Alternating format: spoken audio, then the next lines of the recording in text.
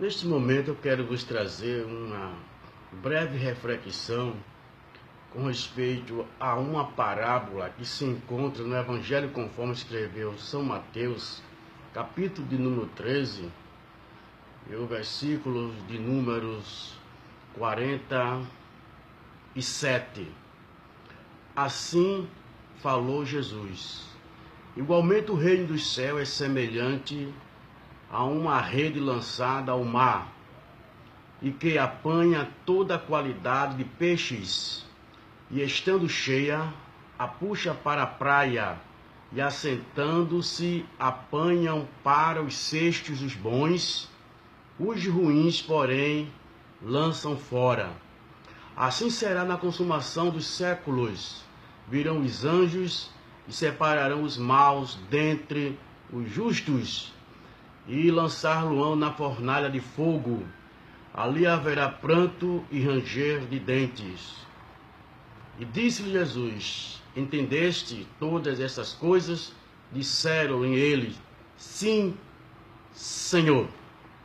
Sabemos que Jesus se utilizou de uma linguagem simples para atingir a toda classe de pessoas. Jesus usava parábola. Parábola é uma linguagem natural para mostrar uma realidade espiritual.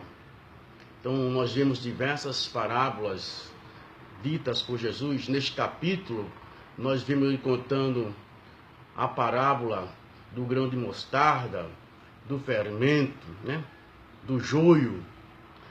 E nós vemos falando também a parábola do tesouro escondido, da pérola e da rede. Então, neste momento, eu quero me prender a esta parábola, a rede. Igualmente, o reino dos céus é semelhante a uma rede lançada ao mar, que apanha toda qualidade de peixes. Sabemos que o Evangelho de nosso Senhor e Salvador Jesus Cristo deve ser pregado a todas as gentes. Foi este o ide que ele ordenou aos seus apóstolos, aos seus seguidores, à sua igreja. São Marcos capítulo 16, versículo 15. Ide por todo o mundo, pregai o Evangelho a toda criatura. Quem crê será salvo, quem não crê será condenado. Logo, nós vemos que a salvação das pessoas está condicionada a elas ouvir o Evangelho da graça. Por isso que a responsabilidade da Igreja do Senhor é grande nesses últimos dias em obedecer o seu ide imperativo, porque ele morreu na cruz do Calvário para salvar todos quantos se haviam perdido.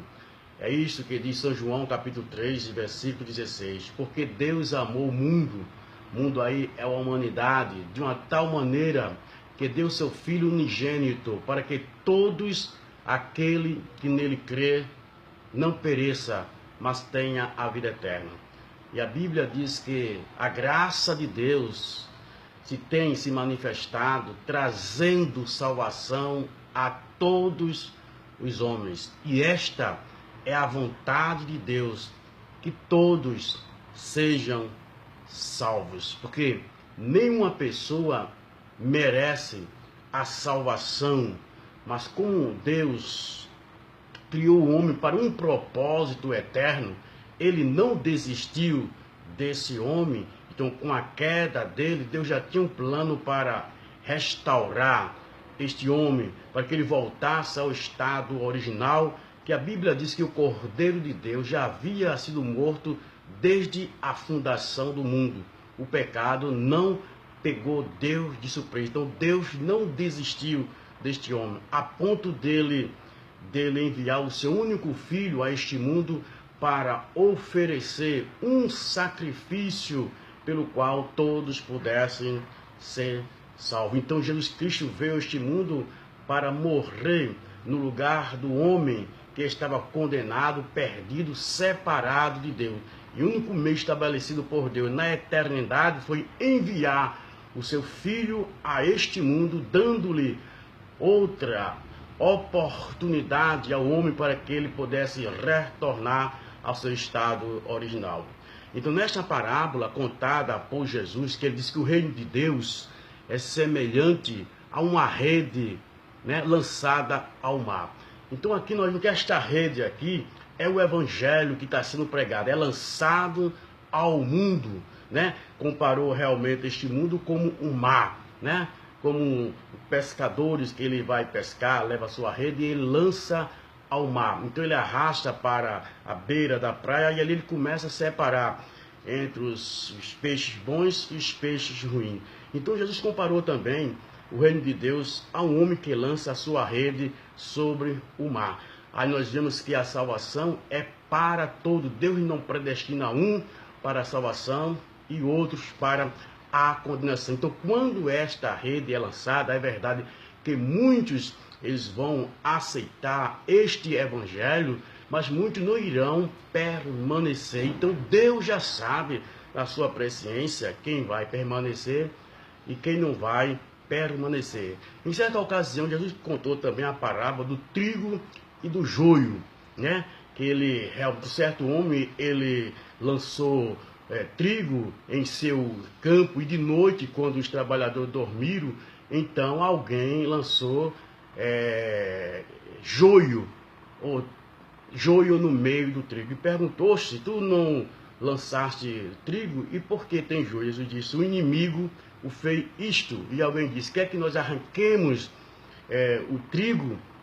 Ele disse: não, deixe na consumação dos séculos, porque vocês podem realmente arrancar o trigo pensando que é joio, né? E o joio pensando que é trigo. Então aí nós vemos que somente na consumação Deus vai separar o trigo que está entre o joio. Então, na igreja de Cristo, né? Na igreja de Cristo vai haver sempre pessoas que não são sinceros, que não são verdadeiros cristãos. Então vai ter um tempo que Deus vai separar essas pessoas, não predestinar. Ele vai separar aqueles que verdadeiramente são cristãos, aqueles que verdadeiramente correspondem com o novo nascimento, produziram frutos dignos de arrependimento. Foi aquilo que Jesus disse, que toda vara ou ramo que estivesse nele e não desse fruto, seria cortado. E toda aquela vara ou ramo que tivesse nele que desse fruto, seria limpado para que desse mais fruto. Nós vemos isto no decorrer da história dos apóstolos. Houve pessoa que se converteu, né? Entrou no reino de Deus. Nós vemos isso realmente em Atos dos Apóstolos, que quando ali Filipe ele pregava o evangelho, Simão, o mágico, ele era respeitado com as suas mágicas. Então ele viu o poder de Deus que era realizado por Filipe, que ele se converteu e foi batizado. Ora, se Filipe batizou ele, porque realmente ele se converteu. Só Deus conhecia a sinceridade dos corações daquela pessoa. Então está escrito isso em Atos dos Apóstolos, capítulo 8, versículo 13. E creu até o próprio Simão, e sendo batizado, ficou de contínuo com Filipe, vendo os sinais e os grandes maravilhas que se fazia, estava atônito. Mas no decorrer dos dias, o coração de Simão não era verdadeiro, não houve uma verdadeira conversão, mas ele foi batizado. É isso que acontece. Tem pessoas que se convertem, né? São batizados nas águas e até assumem cargo na igreja. No entanto, essas pessoas não são sinceras para com Deus. Não houve um verdadeiro arrependimento nas suas vidas. Só Deus conhece essas pessoas. Até o apóstolo São Paulo também, ele falou também que Demas, né, que era um cooperador seu, com certeza, esse Demas foi batizado nas águas, né, realmente era cooperador do apóstolo São Paulo, e Paulo diz que ele se apostatou da fé, amando o presente século. Nós vemos isso em 2 Timóteo, capítulo 4, e versículo 10. Demas me desamparou, né, amando o presente século. São naufragados. Foram pessoas que realmente faziam parte da igreja, e eram os apóstolos que estavam ali, mas não eram sinceros em decorrer dos dias, realmente eles mostraram quem ele era. Então, na igreja de Cristo sempre tem pessoas que estão nela, que não fazem parte da igreja de Cristo. Só Deus conhece, a escolha só compete a Ele. Cabe a nós evangelizar, pregar o Evangelho da Graça. E também no final da sua carreira, Paulo exortou a Timóteo que tivesse cuidado com Alexandre, o latoeiro. Ele causou grande mal, um apostata também. Então aqui está esta parábola, com uma rede que é lançada ao mar, mas que todos os tipos de peixe ali vem, mas no final dos tempos, né, realmente Deus irá separar. Tem um duplo de tudo aquilo que causa escândalos, né, na sua igreja, né, e no reino de Deus no sentido geral, na consumação dos séculos aí. Então os anjos devam separar e serão lançados no inferno, né, mas os justos resplandecerão, né, no seu firmamento. Então a igreja está prestes para ser arrebatada, e todos aqueles que não são fiéis ao Senhor, eles não irão participar do arrebatamento da igreja. Jesus contou também sobre a parábola das 10 virgens, né? Aí nós vemos realmente, eram 10 virgens, elas tinham azeite, mas a diferença é que umas não tinham reserva consigo e vendo o noivo, né? E elas se acordando, todas elas, realmente o azeite dela estava se acabando, e ela pediu azeite às 5, né, que tinha reserva. Ela disse que não poderiam dar, só poderia faltar para elas e para elas também. Mandou ir e comprar. Então aí nós vemos, sempre vai existir pessoas dentro da igreja que não são verdadeiros cristãos. Então a palavra de Deus, né, que ela é semeada, né, o Evangelho de Cristo, que é como uma rede, e Jesus contou 4 tipos de solos, né, que diz que quando a palavra é lançada, né, no coração das pessoas, né, há uma semente que vai cair à beira do caminho, né, e realmente será pisada pelos homens ali, não foi aceita, né? Realmente a perseguição, a afronta vem, desiste, né? Que aquela palavra frutífera no coração. Outra é caída entre os predegais, e a riqueza deste mundo vai sufocar, realmente as pessoas não permanecerão.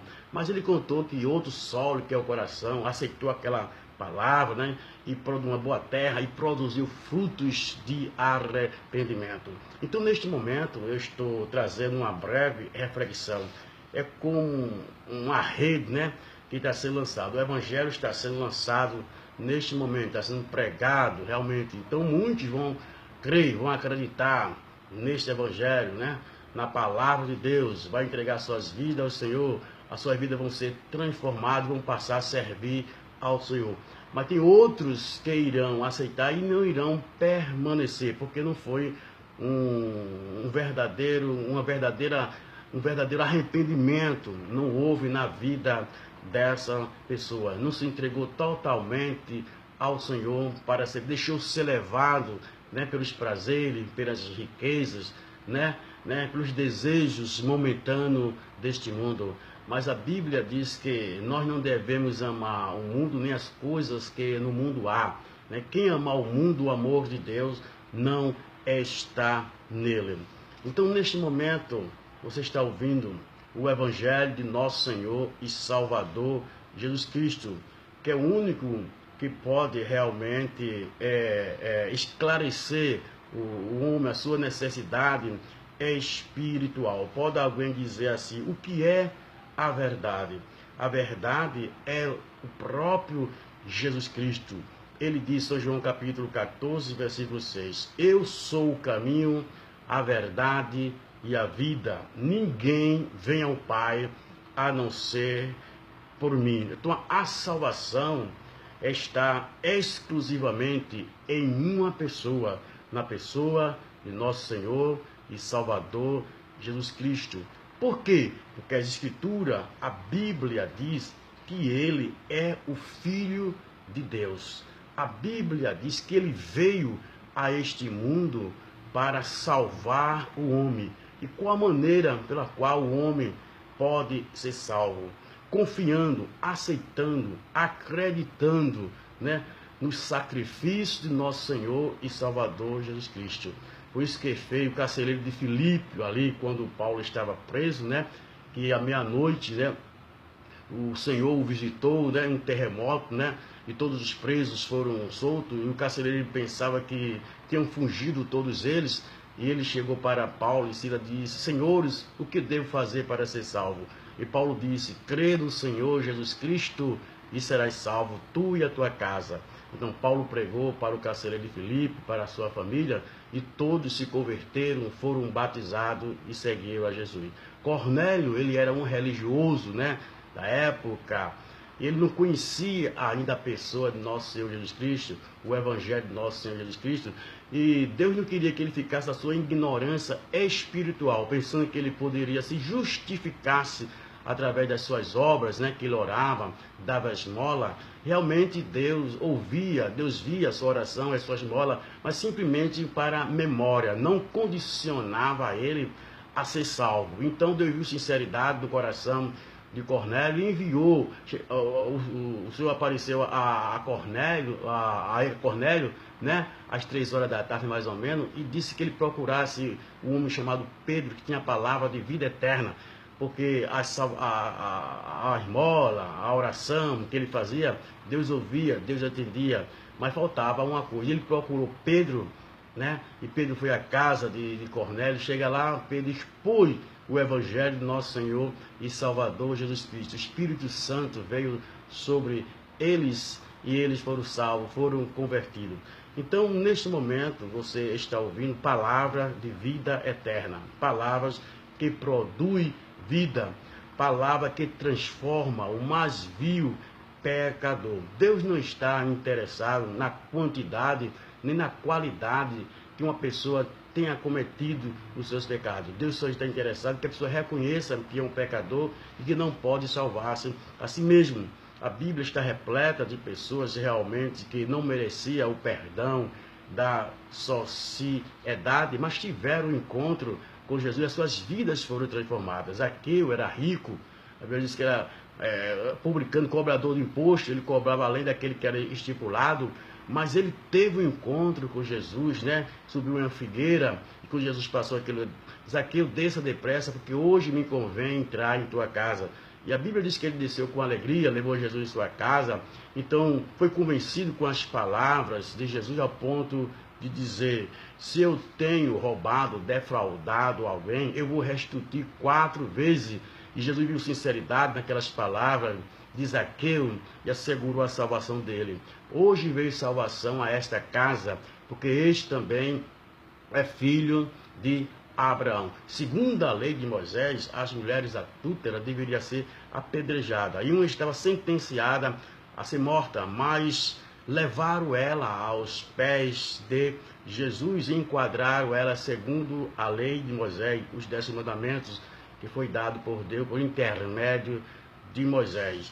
E condenaram-a, dizendo, pela lei de Moisés, as tais devem ser apedrejadas. Tu o que dizes? Jesus diz: o primeiro dentre vós que estiver sem pecado, atire a primeira pedra. E Jesus começou a escrever na areia. Quando ele se levantou, perguntou para a mulher: onde estão os teus acusadores? Ninguém te condenou? Eu também não te condeno. Vá em paz e não entre mais. Aí vimos a graça, o amor, a misericórdia de Deus para todos aqueles que reconhecem que é um pecador e que não pode salvar-se por si mesmo. Então, neste momento, essa breve reflexão, aonde você estiver, eu não estou convidando você a vir a uma religião, porque Deus não é uma religião, Jesus não é uma religião, pelo contrário, Jesus é a ponte que liga o homem com Deus, é o único que pode religar este homem com Deus. O sentido da religião significa religar aquilo que foi desligado, é conectar novamente aquele que foi desconectado. E a Bíblia diz que só existe um só Deus, um só mediador entre Deus e os homens. É bem verdade, existem religiões espalhadas no mundo inteiro, os seus fundadores, as suas filosofias, né? Mas existe realmente a Bíblia, a palavra de Deus, existe Jesus, o Salvador, e os seus ensinos, ensino de vida eterna, né? Como o homem deve fazer para ser salvo, como o homem precisa fazer para ser religado com Deus, para voltar a ter aquela comunhão que ele tinha, porque quando Adão pecou, ali estava representada toda a humanidade, todos ficaram distanciados de Deus, mas através do novo nascimento, esse homem ele nasce de novo, volta para Deus. Então o Espírito Santo de Deus, que é realmente, que está atuando, né, a dispensação do Espírito Santo de Deus, Jesus disse, quando ele fosse ao céu, ele iria enviar o Espírito Santo, o Espírito da verdade. E o papel do Espírito Santo de Deus é convencer o homem do pecado, da justiça e do juízo. O que significa isso? Do pecado, porque eles não creram em mim e não creem ainda. Quer dizer, o pecado da incredulidade, né? O homem fecha o seu coração, fecha a sua mente para as realidades bíblicas. Então o papel do Espírito Santo de Deus é convencer este homem dessa incredulidade, de que Jesus é o único meio, é o único método que Deus estabeleceu para salvá-lo. Foi isso que São João capítulo 1, versículo 11 e 12, de que Jesus veio para os que eram seus, os judeus, mas os judeus não aceitaram, não reconheceram, né? Mas a todos quanto receberam, deu o poder de serem chamados filho de Deus.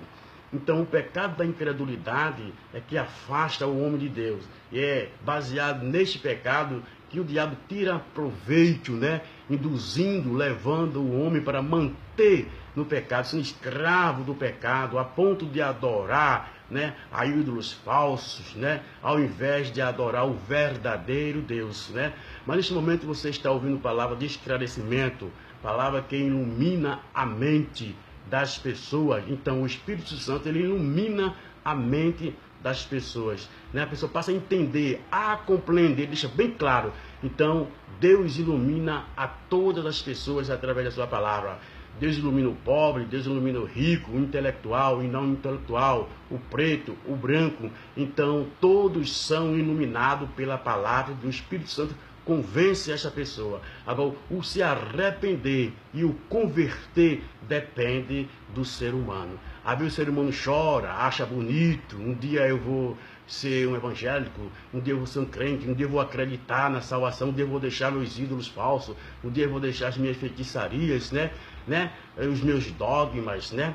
Mas ele fecha o seu coração, porque a Bíblia diz que Satanás, o Deus desse século, ele é quem mantém a mente do homem cativo para que o Evangelho de Cristo não possa resplandecer na vida dele.